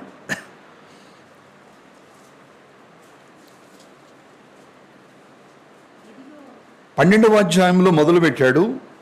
తన యొక్క స్నేహితులు వచ్చి వాళ్ళు మాట్లాడిన దానికి స్పందనగా 12వ అధ్యాయంలో మొదలుపెట్టి 13వ అధ్యాయంలోనికి వచ్చి 13వ అధ్యాయం 15వ వచనంలో మాట్లాడుతున్నాడు, ఇదిగో ఆయన నన్ను చంపినను నేను ఆయన కొరకు కనిపెట్టుచున్నాను. దీనిలో ఏముంది? దేవుని కొరకు కనిపెడుతున్నాడంటే ఇంకా దేవుని మీద విశ్వాసం ఉంది. భయానకమైన కష్టం వచ్చింది ఇప్పుడు దాని మీదకి. చూస్తుండగానే క్షణాల్లో మొత్తం కూడా కోల్పోయాడు. ఆ తూర్పు దేశం ఉన్నటువంటి వారు అందరిలో కూడా అత్యంత ధనికుడైన వాడు ఏమయ్యాడు? అత్యంత ఏమనాలి, పేదవాడు కాదు, నికృష్టుడైపోయాడు. అంత భయానకమైన పరిస్థితి వచ్చినప్పటికీ కూడా ఏమంటున్నాడు, ఇదిగో even if it kills me, ఇదిగో నేను ఇలా ఉన్నాను కదా, ఆయన ఒకరిని చంపేస్తున్నప్పటికి కూడా నేను ఆయన కొరకు కనిపెట్టుచున్నాను. బాగుంది అక్కడ వరకు, దట్ ఈస్ గుడ్. ఆ విషయంలో యోబు మనందరికి కూడా మంచి మాదిరి. నీకు ఏ కష్టం వచ్చినా, ఏ ఇబ్బంది ఉన్నా, నీకు అర్థం కాని స్థితి ఉన్నప్పటికీ కూడా, అనుకుని అకస్మాత్తు విపత్తు వచ్చి పడినప్పటికీ కూడా, ఈ మధ్యలో వెనిజువెలాలో భయంకరమైనటువంటి ఎర్త్క్వేక్ వచ్చింది, భూకంపం. వేలాది వందలాది పెద్ద పెద్ద బిల్డింగ్స్ మొత్తం కొలాప్స్ అయిపోయింది. ప్రజలు నిరాశ్రయులు అయిపోయారు. 2 రోజుల క్రితం మలేషియాలో వచ్చింది. వేలాది మంది ఉన్నవన్నీ కోల్పోయారు. జస్ట్ ఇమాజిన్, అదే ఇక్కడ మనకి అయిపోతే ఏంటి మన పరిస్థితి? అదే మన పరిస్థితి మనకు వచ్చింది అనుకోండి, ఏమీలో నథింగ్, యూ హ్యావ్ నథింగ్. కట్టుబట్టలతోనే ఉన్నాం అనుకోండి, దేవుని నమ్మగలమా? Can you still trust God? యోబు చెప్తున్నాడు, నేను ఆయన కొరకు కనిపెట్టుచున్నాను, దేవుని కొరకు కనిపెట్టు. అంతవరకు బాగానే ఉంది. కానీ తర్వాత వెంటనే 2వ భాగంలోనే సమస్య వచ్చేసింది. కొంచెం లోతుల్లోనికి వెళ్తున్నాం మనం. విశ్వాసము సంబంధించి మనం ఏమనుకున్నాం, విశ్వాసం కఠినమైంది అన్నాను కదా మొట్టమొదటిగా. కష్ట పరిస్థితుల్లో విశ్వాసం కఠినమైంది. ఎందుకు కఠినమైందంటే ఆ రెండవ భాగం చూడండి, 15 వచనం రెండవ భాగంలో, ఆయన సన్నిధిని నా ప్రవర్తన న్యాయమని రుజువు పరుతును. ఇక్కడ సమస్య వచ్చేసింది. దాని అర్థం ఏంటంటే, యోబు తన విషయంలో తన వైపు నుంచి తనలో ఏ రకమైన, తన ప్రవర్తనలో ఏ రకమైన మచ్చ లేదని తను అనుకోవడమే కాదు, దేవుని ముందు నేను రుజువు చేస్తానంటున్నాడు. ఇది మీ గనక ప్రశ్న ఉంటే గనక, యోబుని ఎందుకు శిక్షించాడనే ప్రశ్న ఉంటే దానికి సమాధానం ఇది. యోబు లోలోపల విశ్వాసపు లోతుల్లో దాగి ఉన్నటువంటి ఒక పాపం ఇది. యోబుని దీవించలేదా? దీవించాడు. పిల్లల్ని ఇవ్వలేదా? ఇచ్చాడు. మహాధనవంతుడిని చేయలేదా? చేశాడు. ఇవన్నీ ఉన్నప్పుడు కూడా లోపల ఎక్కడో దాగి ఉంది స్వనీతి అనేది దాగి ఉంది, సెల్ఫ్ రైచియస్నెస్. అంటున్నాడు, ఆయన సన్నిధిలో నా ప్రవర్తన నేను న్యాయమని రుజువుపరుచుకుంటాను. నా వాంగ్మూలము మీరు శ్రద్ధగా ఆలకించండి. 18 వచనంలో ఆలోచించుడి, నేను నా వ్యాజ్యమును సరిచేసుకుంటున్నాను అని దేవుని ఎదుట తన ప్రవర్తన గొప్పదన్నట్టుగా చెప్పడానికి ప్రయత్నం చేస్తున్నాడు. స్వనీతి, ఇది కారణం. ఎంత చెట్టుకి అంత గాలి అంటారు. దాన్ని సరిచేయడం కోసం దేవుడు ఇంత పెద్ద గాలిని పంపించాల్సి వచ్చింది యోబు మీద. మనలాంటి వాళ్ళు అనుకోండి, అంత దక్కర్లేదు మనకి, మనం సరి చేయడానికి. చిన్నవి సరిపోతాయి మనం సరి చేయడానికి. యోబుకున్నంత విశ్వాసం మనకు ఎక్కడుంది? లేదు.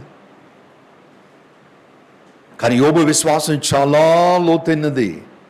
కానీ లోతులో కూడా ఎక్కడో లోపల, at the core of his faith, there is this element of self righteousness, స్వనీతి అనేది ఉంది. అందువల్ల దేవుడు అపవాది వచ్చి అడిగినప్పుడు వెళ్ళమంటున్నాడు. దేవుడి అనుమతి ఇచ్చాడు. విశ్వాసము, కష్టకాలములో దేవుని నమ్మడం అనేది కఠినమైనది అనేది మనం ఇక్కడ ఎంతో చూస్తూ ఉన్నాం. అమెరికా దేశంలో స్టాఫోర్డ్ అనేటువంటి ఒక ఆయన ఉండేవాడు, వెరీ ఫేమస్ లాయర్, చాలా ఫేమస్ లాయర్. ఆయన మహాధనవంతుడు కూడా ఆయన. అయితే ఆయన 1870లో హొరేషియో స్టాఫోర్డ్ ఆయన పేరు, హొరేషియో స్టాఫోర్డ్. 1870లో ఆయనకి ఒకే ఒక కుమారుడు, పాపం తను చచ్చిపోతాడు. చాలా బాధపడతారు వాళ్ళు, కాపాడుకోలేకపోయాడు. స్కార్లెట్ ఫీవర్ అని వచ్చింది. ఒళ్ళంతా దద్దుర్లు వచ్చేసి శరీరం అంతా లోపలికంతా వెళ్ళిపోయి ఇంకా బతికించుకోలేని పరిస్థితి అనమాట. స్కార్లెట్ ఫీవర్ ఆ దినాల్లో. ఈ దద్దుర్లు వచ్చినాయి, పొక్కులు ఏమి వచ్చినాయి అనగానే నేను ఎన్నో చదివాను దీని గురించి. వెంటనే నాకు రెబ్కాని జ్ఞాపకం వచ్చింది. ప్రభా ఏంటి రెబ్కా కూడా ఇదే వచ్చిందా ఏంటి నాయన? అయ్యో ప్రభా ముట్టి బాగు చేయను నేను కాసేపు ప్రార్థన చేశాను మళ్ళీ అమ్మాయి గురించి. అది వచ్చి పాపం చచ్చిపోయాడు. ఆ తర్వాత ఇమీడియట్గా సేమ్ నెక్స్ట్ ఇయర్ 1871లో ఆ గ్రేట్ షికాగో ఫైర్ అంటారనమాట. ఆ చికాగో ప్రాంతంలో పెద్ద ఏమంటారు దాన్ని, అగ్ని ప్రమాదం జరిగి ఆ ప్రాంతంలో ఉన్నటువంటి ఇళ్ళు మొత్తం సమస్తం కూడా కాలిపోతాయి. దాంట్లో ఈయనకున్నటువంటి ఆస్తిపాస్తులు కూడా చాలా కాలిపోయి ఆర్థికంగా నష్టపోతాడు. అయితే నెమ్మదిగా కోలుకొని 1873లో కొంత మన మార్పు ఉంటుందని చెప్పి తన భార్య, మరి 4 పిల్లలు, 4 కుమార్తెలు, కొడుకు చనిపోయాడు, ఒక్కడే కొడుకు, 4 కూతుర్లు ఉన్నారు. వాళ్ళకి తీసుకొని ఇంగ్లాండ్ వెళ్దామని బయలుదేరినప్పుడు ఈయన బిజినెస్ మ్యాన్ కూడా, చాలా బిజినెస్ ఉంది, లాయరు, ఏదో బిజినెస్ ఇది వచ్చి తను ఆగిపోయి మీరు ముందు వెళ్ళండి నేను మళ్ళీ మీరు జాయిన్ అవుతానని చెప్పి పంపించాడు వాళ్ళని. కానీ అన్ఫార్చునేట్లీ ఏమైందంటే మధ్యలో ఆ ఓడ ప్రమాదానికి గురై ఇంకొక ఓడ వచ్చి గుద్దుకొని ఓడ మునిగిపోయి అనేక మంది చనిపోతారు. ఆ చనిపోయిన దీంట్లో ఆశ్చర్య రీతిలో ఈయన భార్య, ఈమె పేరు యానా, ఆమె మాత్రమే బ్రతుకుతుంది. 4 కుమార్తెలు చనిపోతారు. వాళ్ళ ఏజెస్ 12 years ఒక అమ్మాయి, 7 years ఒక అమ్మాయి, 5 years ఇంకొక అమ్మాయి, 2 years గర్ల్. 4 పిల్లలు చనిపోతారు. మిరాక్యులస్గా సేవ్ అయిన కొద్ది మందిలో ఈమె ఒక్కతే ఉంటుంది. మొత్తానికి ఈమె ఇంగ్లాండ్ చేరుకుంటుంది. ఇంగ్లాండ్ చేరుకున్న తర్వాత ఆ రోజుల్లో కమ్యూనికేట్ చేయాలంటే ఇమీడియట్ కమ్యూనికేషన్ ఏంటి? నిన్న మొన్నటి వరకు కూడా టెలిగ్రామ్. మీరు ఇచ్చారా టెలిగ్రామ్? కొంత పెద్దవాళ్ళకి కొంత అర్థమవుతుంది టెలిగ్రామ్ ఇవ్వడం. టెలిగ్రామ్ అంతకుముందు మ్యారేజ్ జరుగుతుంది, టెలిగ్రామ్స్ ఇచ్చేవాళ్ళు. డెత్ న్యూస్ అయితే టెలిగ్రామ్లు పంపించేవాళ్ళు. ఫోన్లు రాకముందు, మనకి ఫోన్స్ రాకముందు. సో టెలిగ్రామ్ పంపించింది ఆమె. ఇంగ్లాండ్ వెళ్ళిపోయి టెలిగ్రామ్ పంపించింది. ఏమని పంపించిందంటే ఆమె పంపించినటువంటి సందేశం ఏంటంటే, టెలిగ్రామ్ సందేశము, సేవ్డ్ అలోన్, నేను ఒక్కదాన్నే కాపాడబడ్డాను. వాట్ షెల్ ఐ డూ, నేనేం చెయ్యాలి? ఇదొక్కటే టెలిగ్రామ్ పెట్టింది. కూతురు చనిపోయారు, ఏం పెట్టలేదు ఆమె. Saved alone, what shall I do పంపించింది. ఆయనకు అర్థం కాలేదు. ఆ తర్వాత టెలిగ్రామ్లో పంపించింది, ఇలా అయింది, ఓడ ప్రమాదమైంది, మన 4 కుమార్తెలు చనిపోయారు అని పంపించింది. చాలా వేదనకు గురయ్యాడు. Is a very good Christian అంట, మంచి క్రిస్టియన్ తను. అలా అయిపోయిన తర్వాత మరి ఇప్పుడు భార్య ఇంగ్లాండ్లో ఉంది కదా, వెంటనే ఏమనిపిస్తుంది, వెళ్ళి భార్యను ఆదరించాలి, ఓదార్చాలి, మళ్ళీ తనను తీసుకుని రావాలి అని చెప్పి వెంటనే తను ప్రయాణమయ్యాడు. తను ప్రయాణమై వెళ్తున్నప్పుడు అదే తోవలో వెళ్ళాలి వీళ్ళు. అందుకే సీ రూట్స్ ఉంటాయి కదా, ఆ రూట్లోనే ప్రయాణం చేయాలి. ఆ రూట్లో ప్రయాణం చేసి వెళ్తూ ఉన్నప్పుడు కరెక్ట్గా ఎక్కడైతే తన భార్య వాళ్ళు చనిపోయి ఆ యాక్సిడెంట్ అయితే మునిగిపోయారో అక్కడికి రాగానే షిప్ కెప్టెన్ అనౌన్స్ చేశాడంట, ఇదిగో ఇదే ప్రాంతం, ఇదే చోట లాస్ట్ టైము ఓడ మునిగిపోయి చాలామంది చనిపోయారు అని చెప్పాడంట. వెంటనే తినికి తన కుమార్తెలు జ్ఞాపకం వచ్చారు. తనతో పాటు వానితో పాటు మరొక వాక్యం కూడా జ్ఞాపకం వచ్చింది. వెంటనే ఒక వాక్యం జ్ఞాపకం వచ్చింది తనకి. అదేంటో తెలుసా? 2 రాజులు 4వ అధ్యాయము 26వ వచనము జ్ఞాపకం వచ్చింది. అంటే దేవుడు మాట్లాడుతున్నాడు అనమాట తన కష్టకాలంలో.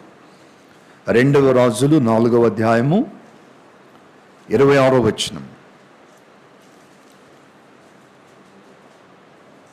2 రాజులు 4వ అధ్యాయము 26వ వచనం.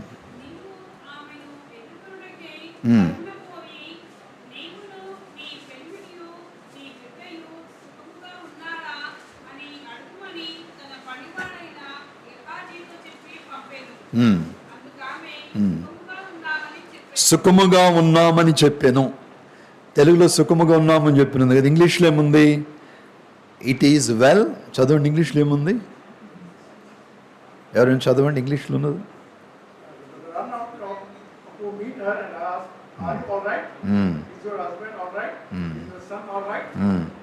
What did he say? It's all right. It's all right. కానీ కేజీబీలో ఏముంటుందంటే ఓల్డ్ ఇంగ్లీష్లో it is well. It is well. ఈ వచనం ఆయన జ్ఞాపకం వచ్చింది. ఇక యాక్చువల్గా కష్టం ఏంటి? కుమారుడు చనిపోయే పరిస్థితి. ఒక్కనొక్కని కుమారుడు చనిపోయా పండుకొని, చూడండి 20వ వచనంలో, వాడు ఆ బాలుని ఎత్తుకొని వాని తల్లి యొద్ద తీసుకొని పోయాను. పిల్లవాడు మధ్యాహ్నం వరకు తల్లి తోడ మీద పండుకొని ఉండి చనిపోయాడు ఆల్రెడీ. చనిపోయిన పరిస్థితులు ఏం చేసింది? పిల్లోడిని అక్కడ పెట్టేసేసి గాడిద గంట కట్టుకొని ఏలియా దగ్గరికి పరిగెడుతుంది. అంటే ఇప్పుడు కనుక ఒక బుల్లెట్ ట్రైన్ ఎక్కినట్టు అనమాట. అప్పుడు గాడిద మీద వెళ్ళడమే బుల్లెట్ ట్రైన్ లాగా అనమాట. గాడిద మీద స్వారీ చేసుకుంటూ వెళ్ళిపోతా ఉంది. ఏలియా దగ్గరికి వెళ్ళిన తర్వాత దూరం నుంచి చూశాడు దైవజనుడు. ఎందుకు వస్తుందో అర్థం కాలేదు. అదొక పెద్ద లెసన్ మనం నేర్చుకోవడానికి. తర్వాత నేను చెప్పడానికి ప్రయత్నం చేస్తాను. వస్తుంటే అర్థం కాలేదు. మా వాస్తవానికి ఎవరైనా వస్తుంటే ముందే దేవుడు చెప్పేస్తాడు, వీళ్ళు ఎందుకు వస్తున్నారు, ఏం కావాలని వస్తున్నాడు, ఉద్దేశాలు ఏమని ముందు చెప్పేస్తాడు దేవుడు. ఇక్కడ దేవుడు మౌనంగా ఉన్నాడు. అందుకని ఏం చేస్తున్నాడు, గెహజీ నువ్వు వెళ్ళి అంత క్షేమంగా ఉన్నారని ఒక మాట అడుగు అని ఆగలేక పంపించాడు. పంపిస్తే ఏమంటుంది, it's all right, it is well. నా కుమారుడు చనిపోయాడని చెప్పాలి కదా, అవును కదా, చెప్పండి. కానీ ఆమె ఏమంటుంది, it is well, it's all right, అంత బాగానే ఉంది అని అంటా ఉంది. ఈ మాట జ్ఞాపకం వచ్చింది. ఇక మన స్టోరీ ముందుకు వెళ్ళట్లేదు, మనం టైం తక్కువ ఉంది కాబట్టి. ఈ మాట ద్వారా స్టాఫోర్డ్ని దేవుడు దర్శిస్తూ ఉన్నాడు. అప్పుడు ఏం చేశాడంటే, ఆయన చనిపోయిన తన కుమారుడు, ఇక్కడ చనిపోయిన 4 కుమార్తెలు, వీళ్ళ జ్ఞాపకం చేసుకుంటూ అక్కడే కూర్చొని తన క్యాబిన్లో ఒక పాట రాశాడు.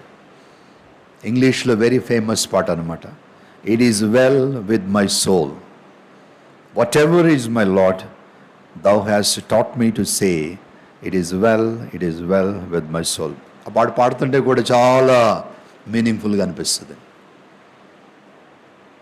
It is well what ever my lot, అంటే మాకేం జరిగిన దేవా, నువ్వు నాకు ఒకటి నేర్పించావేంటి, అంత బాగానే ఉంది, నా ఆత్మకు అంత బాగానే ఉంది అని చెప్పమని నేర్పించావు అని ఆ పాట రాశాడు. అది చాలా ఫేమస్ అయిపోయింది అనమాట. ఇప్పుడు ప్రతి ఇంగ్లీష్ చర్చెస్లో ఆ పాట పాడతారు. ఐ థింక్ లాస్ట్ వీక్ ఇక్కడికి వచ్చాను కదా మీ దగ్గరికి. అంతకుముందు వారం సెయింట్ జాన్స్కి వెళ్ళా. అంతకుముందు వారం నేనే మాట్లాడాను అక్కడ వాక్యం. పాడినట్టు జ్ఞాపకం వస్తుంది. చాలా మంచి పాట, it is well with my soul.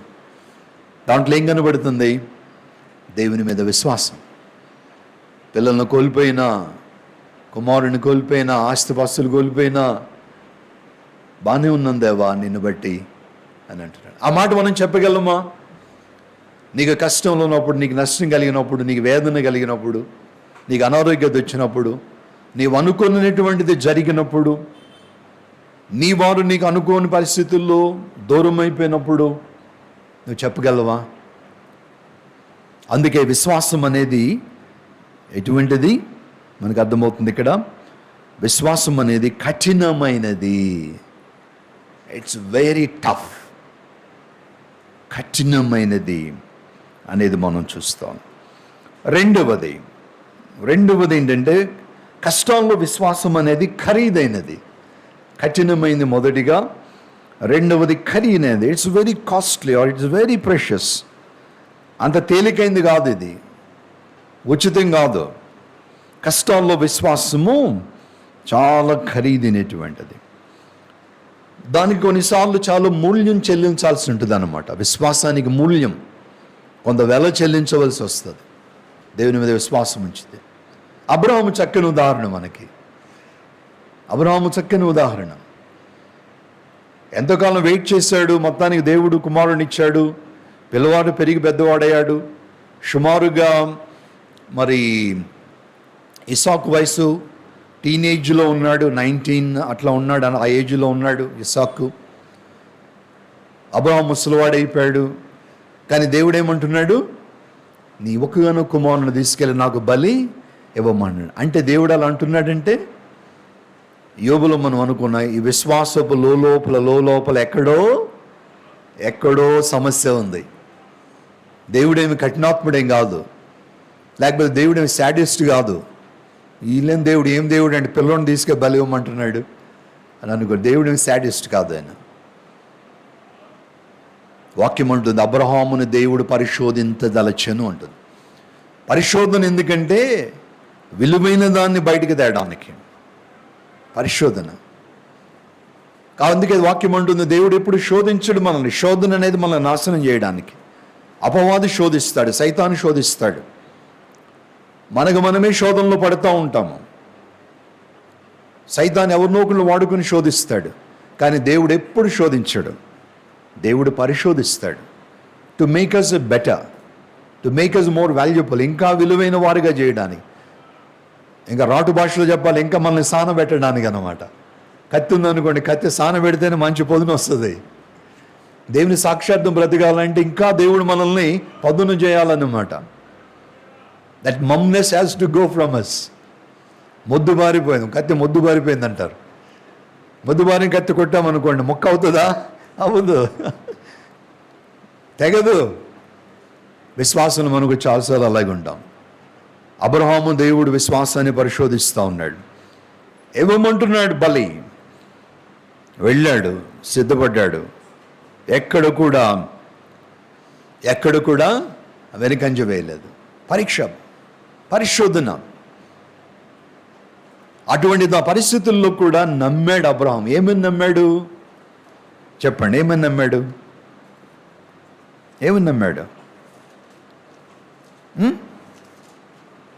Hebrew పత్రిక 11వ అధ్యాయము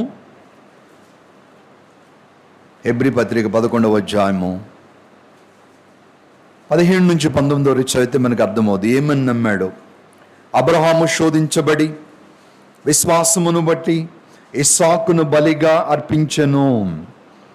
విశ్వాసమును బట్టి అంటే విశ్వాస మూలముగా దేవుని యందు విశ్వసించిన దాన్ని బట్టి బలి అర్పించాడు. ఎవడు ఆ వాగ్దానములు సంతోషంగా అంగీకరించును, ఇస్సాకు వలననైనది నీ సంతానమనబడును అని ఎవనితో చెప్పబడినో ఆ అబ్రహాము మృతులను సహితము లేపుటకు దేవుడు శక్తిమంతుడని ఎంచినవాడై. ఇది అబ్రహాముకున్న విశ్వాసం. తన ఏక కుమారుణ్ణి అర్పించి ఉపమాన రీతిగా అతనిని మృతులలో నుండి మరలా పొందెను. కనుక అబ్రహాములో ఉన్నటువంటి విశ్వాసము దేవుడు బయటికి తేదలిచ్చింది ఏంటంటే, చనిపోయిన వారిని కూడా లేపగలనని అబ్రహాము నమ్మగలడా లేదా అనే పరిశోధన ఇక్కడ. అబ్రహాము నమ్మాడు, అందుకే కుమారుని బలి ఇవ్వడానికి వెనుకాడలేదు. అదే కదా ఇక్కడ చెప్తుంది, మృతులను సహితము లేపుటకు దేవుడు శక్తిమంతుడని ఎంచి తన కుమారుని బలిచ్చాడు. అందుకని ఏమి సంశయం లేదు. కట్టాడు, గంత కట్టుకున్నాడు, తీసుకుని బయలుదేరి వెళ్తున్నాడు. కుమారుడు అడిగాడు ఇస్సాకు, నాన్న అన్నీ ఉన్నాయి కానీ గొర్రెపిల్లను మర్చిపోయాం, గొర్రెపిల్ల లేదంటే ఏమన్నాడు అబ్రాము? యెహోవా ఈరే, దేవుడే చూసుకొను. ఆ మాట వెనక ఏముంది? చూసుకోవటం అంటే అన్ని దేవుడు చూసుకుంటాడు. మనం కూడా పదే అంటాం కదా, మనం ఏమి చేయద్దు, మన అన్ని దేవుడు చూసుకుంటాడులే అంటాం అనడానికి. కానీ అన్ని తర్వాత యోబు వల్లే పాపంలో పడతాం మనం. సమస్య వచ్చేసరికి ప్రశ్నిస్తాం దేవుని. మీ ఇంటికి వెళ్ళిన తర్వాత యోబు అది మళ్ళీ చదవండి, కిందకి వెళ్ళేసరికి ప్రశ్నలు వేస్తాడు, దేవుని మీదే ప్రశ్నలు వేస్తాడు. అందుకే దేవుడు పెద్ద లెక్చర్ ఇవ్వాల్సి వస్తుంది. పెద్ద లెక్చర్ ఇచ్చాడు దేవుడు. ఆ లెక్చర్ అంతా అయిన తర్వాత చివరిలో అంటాడు, అయ్యో దేవా నేను బుద్ధిహీనుని నాయన, నేను మూర్ఖుని దేవా క్షమించమంటాడు. అందుకోసమే ఈ పరీక్ష అంతా అంటాడు దేవుడు.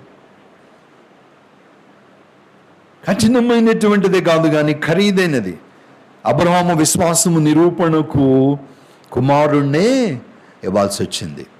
మనమేమంటాము, నిన్ను విశ్వసించాను కాబట్టి నువ్వు నాకు ఇల్లు ఇవ్వాలి, నాకు వాకిలు ఇవ్వాలి, నాకు పిల్లల్ని ఇవ్వాలి, నాకు ఉద్యోగం ఇవ్వాలి, పిల్లలు ఇచ్చిన తర్వాత వాళ్ళకి పెళ్ళిళ్ళు చేయాలి, నువ్వు పెళ్ళి అయిన తర్వాత వాళ్ళకి పిల్లల్ని ఇవ్వాలి నువ్వు, ఎందుకంటే నిన్ను విశ్వసించాను కదా దేవా అంటాం మనం.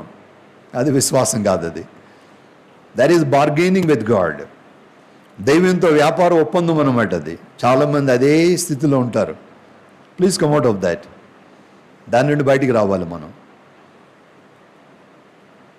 దేవుని ఏళ్ల విశ్వాసం ఎందుకు ఉండాలంటే, దేవుని కొరకు జీవించేదిగా ఉండాలి, దేవుని కొరకు అర్పణ చేసేదిగా ఉండాలి, దేవుని కొరకు వెచ్చించడానికి ఇష్టపడేదిగా ఉండాలి. అందుకే ఖరీదైనటువంటి అత్తరును యేసు పాదాల మీద ఆమె పోసింది. విలువైనటువంటి అత్తరు. ఆమె చేసినటువంటి ఆ ఖరీదైన పని వెనక ఏముందండి? విశ్వాసం ఉంది. విశ్వాసం ఉంది. ఎంత ఖరీదైంది పెట్టేసినా కానీ దేవుడు ఎట్లా కూడా నన్ను పోషిస్తాడులే అనుకుంది. మరి దేవుని కొరకు మనం ఎంత వెచ్చించగలుగుతున్నాం? దేవుని కొరకు ఎంత ఖర్చు పెడుతున్నాం మనం? దశంభాగం ఇవ్వడానికే ఎతుకుతాం, కింద మీద ఎతికి ఇవ్వాలా వద్దా అన్నట్టు చూస్తూ ఉంటారు కొంతమంది.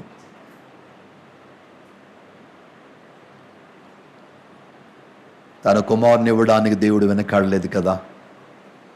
నువ్వు దేవునికి ఇవ్వడానికి ఎందుకు వెనకాడుతున్నావు? ఆలోచించేయాలి. విశ్వాసం అనేది ఖరీదైనదిగా చూస్తున్నాం. మూడవది, కష్టాల్లో విశ్వాసము ఎటువంటిదంటే విలువైనది. కష్ట పరిస్థితుల్లో విశ్వాసము విలువైనది, కఠినమైనది, తర్వాత ఖరీదైనది, మూడవది విలువైనది. ఎంత విలువైనదంటే పేతురు అద్భుతంగా చెప్పాడు. చూద్దాం. పేతురు మొదటి పత్రిక మొదటి అధ్యాయము, పేతురు మొదటి పత్రిక మొదటి అధ్యాయము 6-7 వచనాలు.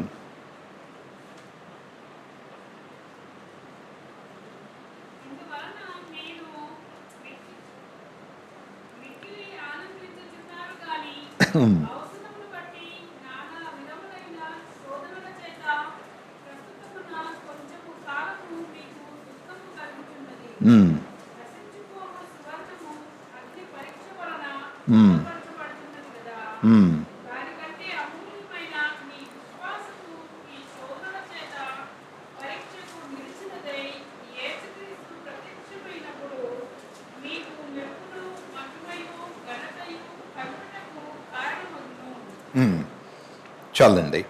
ఇక్కడ అపోస్తలుడు అయినటువంటి పేతురు ఏం చేస్తున్నాడు? విశ్వాసాన్ని దేంతో పోలుస్తున్నాడు?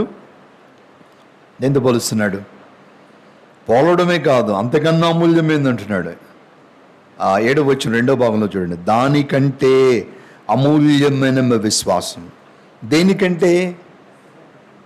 సువర్ణము. ఏ సువర్ణము? అగ్ని పరీక్ష వలన శుద్ధపరచబడిన సువర్ణము. అంటే మన భాషలో చెప్పాలంటే 24 క్యారెట్ గోల్డ్ కన్నా, అంతే కదా. 24 క్యారెట్. కూతుర్ని పట్టుకొని అంటాం కదా, అమ్మ నా బంగారం అంటారు కదా, అంటారా? ఎందుకో కొడుకుని పట్టుకొని నన్ను బంగారం అని. మరి నా బంగారం. ప్రేమల్లో పడ్డవాళ్ళు కూడా అంటారు నా బంగారం అంటారు. పెళ్లి చేసుకున్న తర్వాత చిచ్చి అంటారు. అంత ఉత్తిదే అది. మోసం, దగ్గ, అన్యాయం.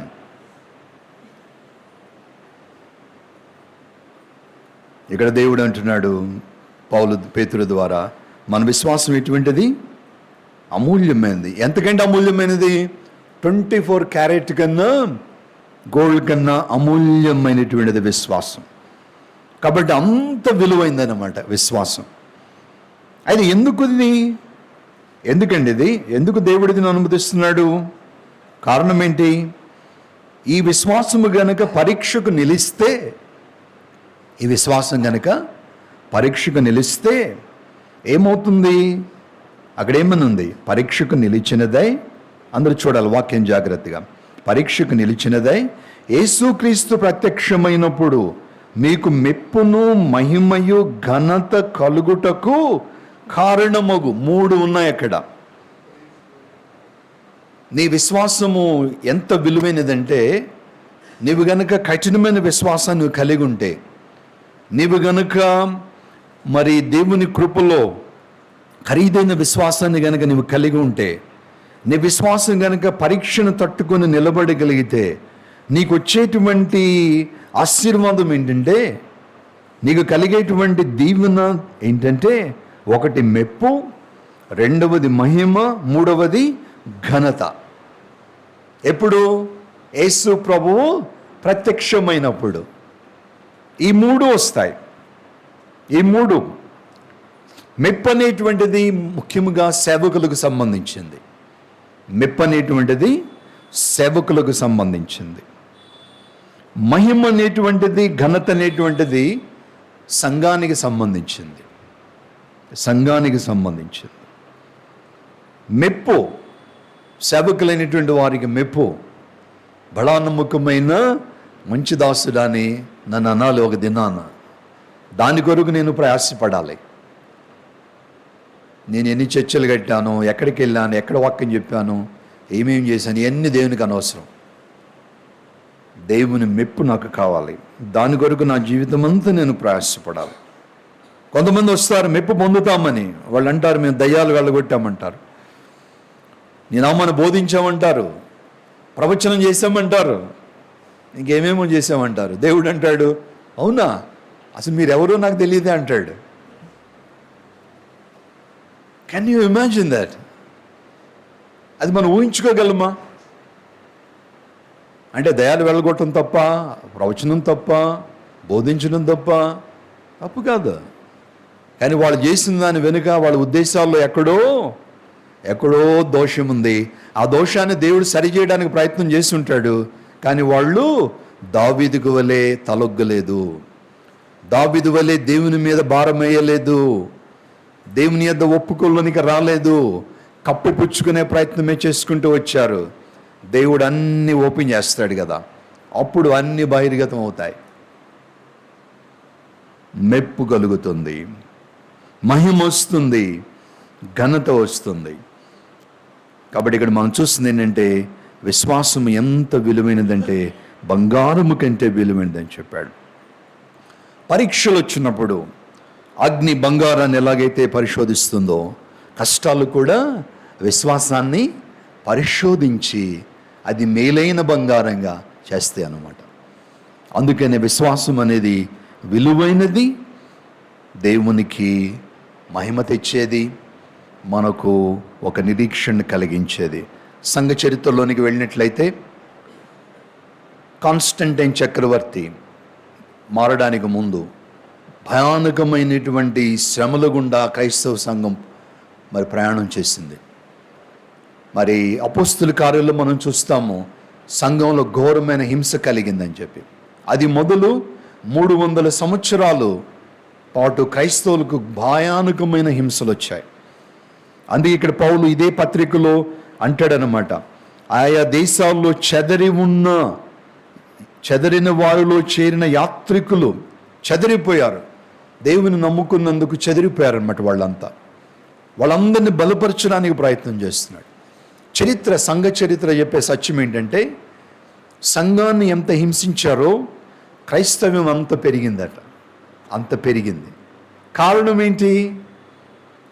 ఏంటంటే ఈ చనిపోతున్నటువంటి వారు, హింస అనుభవిస్తున్న వారు, వారి విశ్వాసానికి వచ్చిన పరీక్షలో, భయానకమైన పరీక్షలు, తల్లిదండ్రుల ముందే పిల్లలను చంపేయటం, భార్య ముందే భర్తను చంపడం, పిల్లల ముందే తల్లిదండ్రుల ముందే పిల్లలను సింహాలకు వేయడం, కట్టెలకు మొద్దులు గట్టేసి కాల్చేయటము, ఘోరాతి ఘోరంగా చంపేశారు. కానీ చంపినా కానీ ఎవ్వరూ కూడా తమ విశ్వాసం నుంచి వెనకకు వెళ్ళలేదు. వెళ్ళకపోక ఏం చేశారంటే, దేవా వీరిని క్షమించు, దేవా వీరందరూ నిన్ను తెలుసుకునేటట్టు చెయ్యి, నీ ప్రేమను తెలుసుకునేటట్టు చేయని ప్రార్థన చేస్తూ చనిపోయారు. అది చూసినటువంటి వారందరూ కూడా చలించిపోయి దేవుని వైపు ఆకర్షించబడి అనేక మంది యేసు ప్రభువును నమ్ముకున్నారు. కనుక ఎవరైనా సంఘాన్ని హింసిస్తే అది సంఘానికి కీడులాగా కనపడవచ్చు. కానీ తద్వారా ఏమవుద్దంటే, ఆ విశ్వాసం పరీక్షించబడి వారు గనక ఆ పరీక్షలో నెగ్గితే గనక, సంఘ చరిత్రలో నెగ్గినట్టు ఆ దినాలలో వారు గనక తట్టుకొని బంగారం వలె బయటికి వచ్చి రాగలిగినట్లయితే అనేక మంది దేవుని తెలుసుకుంటారు. అటువంటి కృప కొరకు మనం ప్రార్థన చేయాలి. ఎందుకంటే అటువంటి విశ్వాసమే మనలను దేవునికి ఇష్టలుగా చేస్తుంది, దేవునికి ఇష్టలుగా చేస్తుంది. అందుకనే హెబ్రీ 11:6 ఉంటుంది, విశ్వాసం లేకుండా దేవునికి ఇష్టలై ఉండుట అసాధ్యము. ఖరీదైన విశ్వాసం, కఠినమైన విశ్వాసం, విలువైన విశ్వాసం, ఇది విశ్వాసపు లోతులు అన్నమాట. ఇవి ఆ లోతుల్లోనికి వెళ్ళాలని దేవుడు మనల్ని కోరుకుంటున్నాడు. నీ విశ్వాసాన్ని దేవునితో బార్గెయిన్ చేయడానికి, దేవుని యొద్ద నుంచి ఏవో పొందుకోవడానికి ఉపయోగించుకునే ప్రయత్నాన్ని మనం మానేసేసి, దేవా నేను శుద్ధ సువర్ణం వలె నీ కొరకు సాక్షిగా బ్రతకడానికి నాకు సహాయం చేయమని దేవునికి ప్రార్థన చేయాలి. అలా చేయడానికి దేవుడు తన కృప మనందరికీ అనుగ్రహించును గాక. ఆమేన్. చిన్న ప్రార్థన చేద్దాం, దేవుని సహాయం కొరకు వేడుకుందాం. ఓటికుండ వంటి దావీదుని పరీక్షకులునై విశ్వాసంలో కొంత అపశృతికి చోటైనా తిరిగి తేరుకున్నటువంటి యోబు, పౌలు పేతురు అన్నట్టుగా శుద్ధ సువర్ణం వలె శ్రమలు వచ్చి మన విశ్వాసాన్ని పరీక్షించినప్పుడు మనకి మెప్పు, ఘనత, మహిమ కలుగుతుందని దేవుని కృపకు అప్పచెప్పుకొని, ప్రభువా విశ్వాసపు లోతుల్లోనికి వెళ్ళడానికి నీ కృప నాకు దయచేయమని ప్రార్థన చేసుకుందాం. మమ్మల్ని మిక్కిలిగా ప్రేమించిన మా తండ్రి, ఈ సమయంలో మా ఎద్దుకు వచ్చిన నీ యొక్క దివ్యమైన వాక్కును బట్టి స్తుతిస్తున్నాం.